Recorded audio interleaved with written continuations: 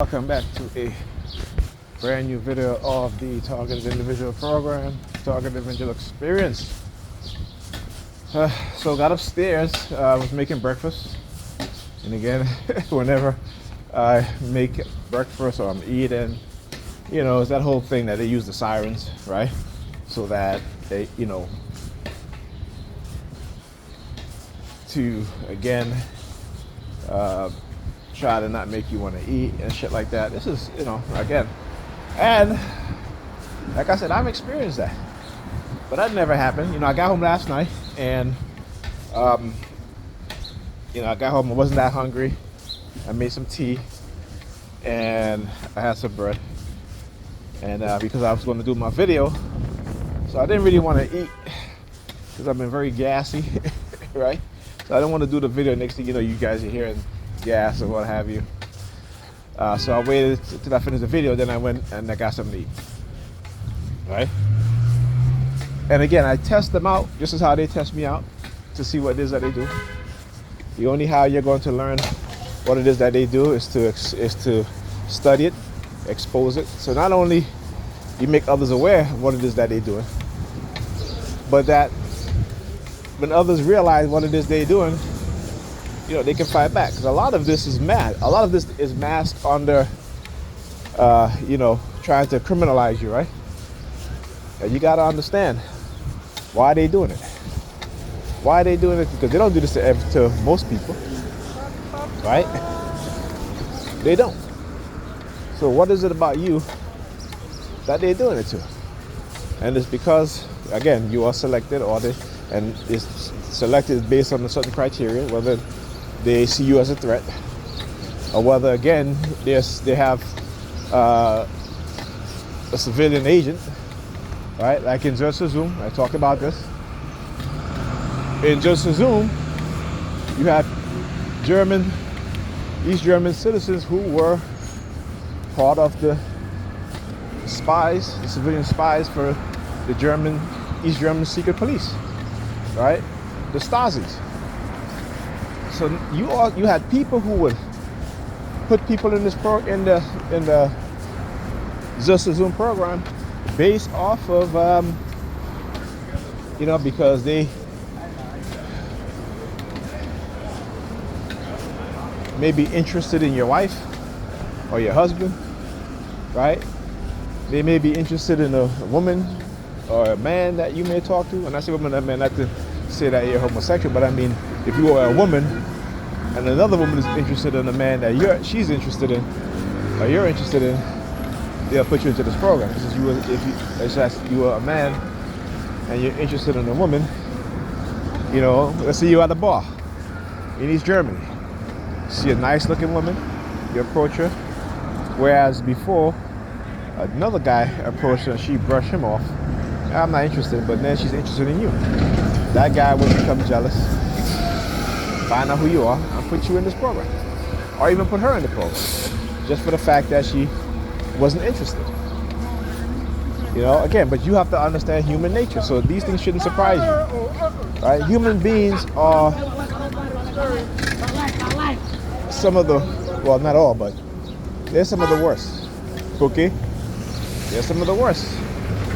And a lot of it, again, has to do with your environment, your upbringing, right? Most people who are brought up under hardship is going to be traumatized. Most people who are brought up under oppression is going to be traumatized. And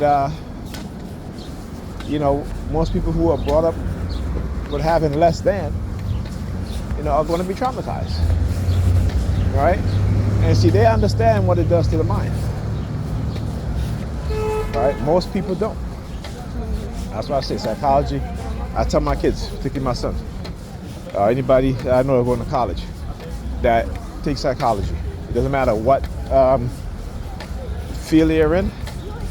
Take at least 1 year of psychology. Actually, I would say 1.5 semester, 3 semesters of psychology. You either take Psych 101, right? You need to take behavioral psychology, right? and you have, what's the other one? So it's Psych 101, then the next course after that, and then I think it's and then child psychology. Yes. So Psych 101, behavioral psychology, which means they talk a lot about more. They get more in depth about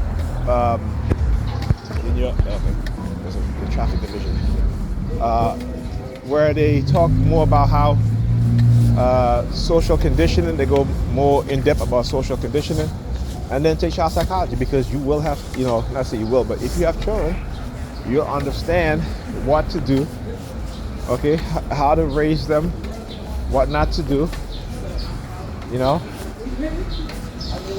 that's what I always say. I say, these, the medical industry is the largest employer for black women, the largest.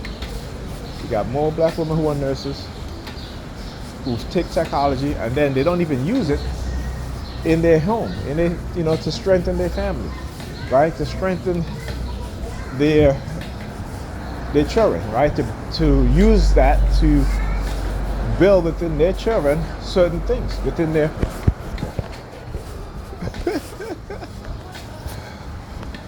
She's standing up there waiting for me. Yeah, and they call me a follower. Anyhow, as I was saying, right? They don't even do that, right? One of the things like my grandniece, she had a daughter. Her daughter, her daughter is very alert, very smart, like literally. She's like, she's gonna be able to walk soon, and definitely talk, right? And I tell her, because one thing with the women in my family that have kids is that they love to have children suck on that pacifier, right?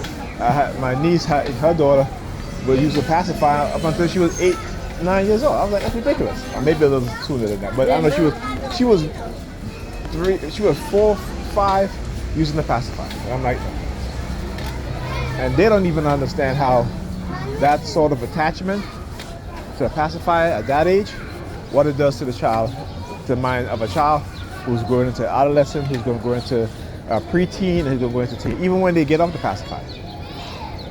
So I told her, I said, you need to wean her off the pacifier a lot sooner. You need to put her down, let her cry. If you fed her, if she's not hungry because you fed her, she's changed, got clean pamper, diaper on, you let her cry. Let her cry so you can do what you got to do. I said, don't get into this mindset of you hate to hear kids crying. Crying is good for them, right? Crying will strengthen her lungs, and so I said, let her cry, right? Because what you don't want is have children that only want to be carried, okay? and I always remember my son, Bryce, when he was young. He was like, 2, 3.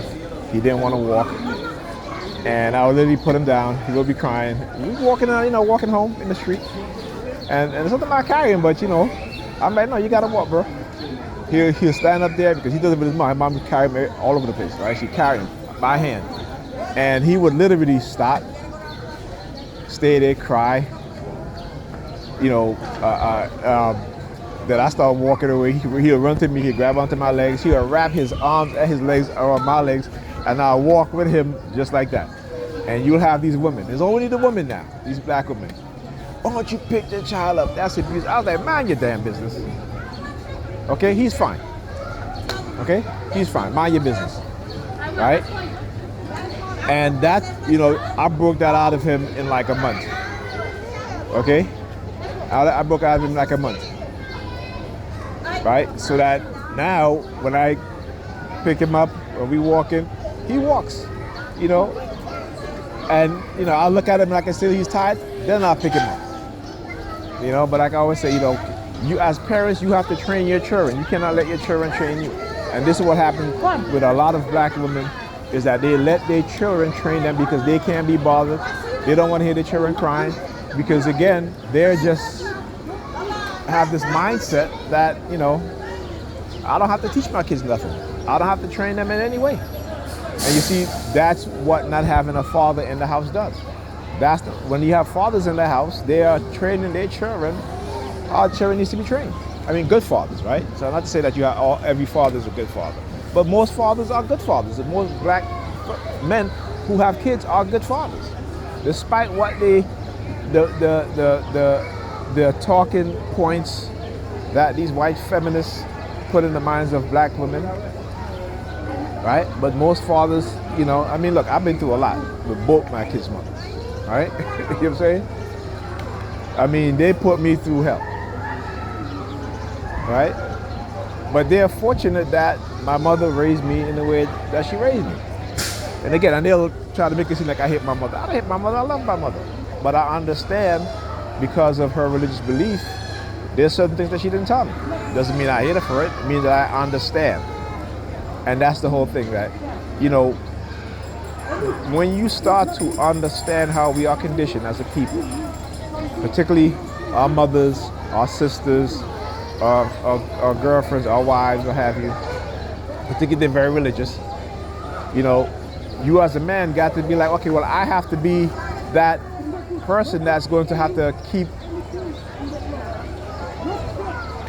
give her a sense of reality, right? Because they operate in fantasy for the most part.